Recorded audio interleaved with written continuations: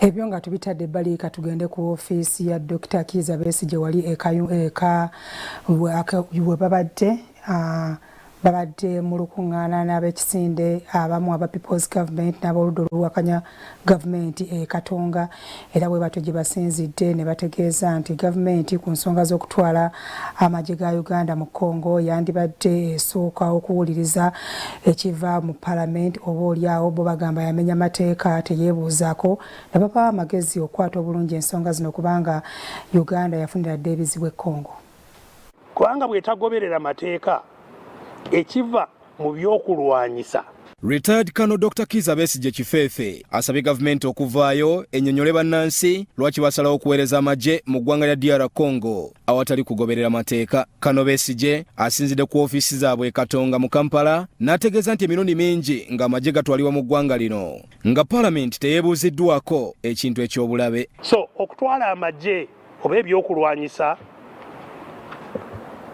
mu mbeera yonna kirina okugoberera nnyo amateeka. Mateeka agagobererwa mu kutwala amagye ga Uganda ebweru teri na limu eryagobereddwa mu kutwala amagye gaffe e Congo. Ssemateeka n'etteeka erifuga eggye lya Uganda UPDF lyalinnyiddwa mu kutwala amagye gaffe e Congo. Atuuse n'okutegeeza nti abajambula ba ADF bamaze emyaka 26 n'asaba gavumenti okuvaayo emalewo ebivaako obutakkaanya wakati waabwe. Kulwana ne ADF ne bw'ogisaanyaawo ey'ebweru gyeri nga totegedde ekyaleetera ADF okubaawo n'okulwana kumala emyaka 26. Osobola okwesanga nga ADF endala naye baluseewo. Ku nsonga y'okutunda zaabu mu mawanga g'ebunaayira, Besigye agamba nti Uganda terina birombe omusimu bwa zaabu nga bwe kityo bannyonnyole gy'ava. Zaabu ky'obuguzi kye tutwala ebweru ekisingira ddala obukulu. Ku ssente zonna ze tufuna mu bye tutunda ebweru bitundu 58 ku buli 100 olwaleero ziva mu zaabu. Ebirombe bya zaabu eyo mu Uganda byebiriwa.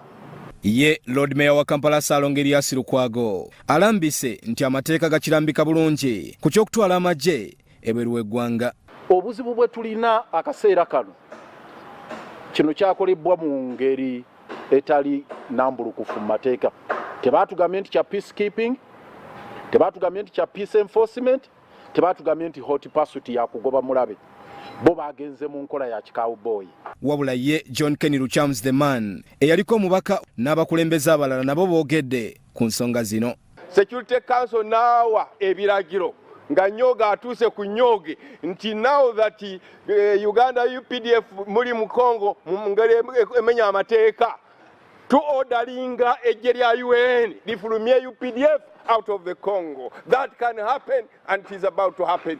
Teri mukulembeze ayemalirira yekka ateeka kujja nannyonnyola eggwanga ku lwaki magye gali Congo ne ekigendererwa kyaffe e Congo. Awo fa bakibeeramu kino ekibawo no fa bakibeeramu oluusi tulumba n'awantu wetale ba neighbors.